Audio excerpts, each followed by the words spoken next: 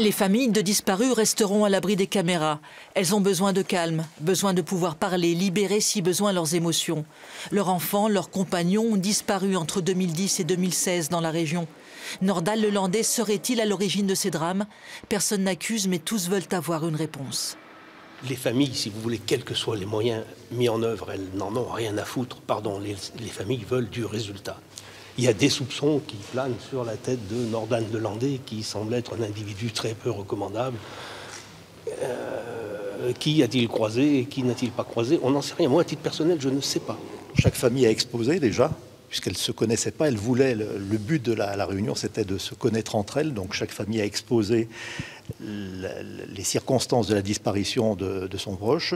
D'autre part, elles ont évoqué les problèmes d'enquête et d'évolution de l'enquête, avec les difficultés qu'elles ont pu rencontrer et les solutions qu'elles ont pu trouver.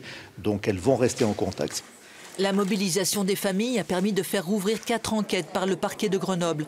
Cet après-midi, les familles dont les affaires sont closes ou en cours d'instruction avaient un espoir: que le procureur de la République de Grenoble accepte de rapprocher leur dossier de celui de Nordal Lelandais. Elles veulent savoir s'il peut être impliqué dans la disparition de leurs proches. C'est une porte de plus, comme je dis, on tente. Après, on a peur aussi, parce que c'est quand même quelque chose de... Le Landais, ça fait peur un petit peu. Hein. Donc on se dit, si on va trouver quelque chose, mais qu'est-ce qu'on va trouver? Mais là, j'en suis pas là encore. D'abord, on va y aller étape par étape. On attend d'abord que la demande soit acceptée, et puis après, on verra. Il faut quand même se protéger, il ne faut pas rentrer comme ça d'un coup, mais on prend la porte qui s'ouvre. L'association de recherche des personnes disparues a répertorié en tout 20 familles qui pourraient, dans la région, faire l'objet de vérifications similaires auprès des enquêteurs.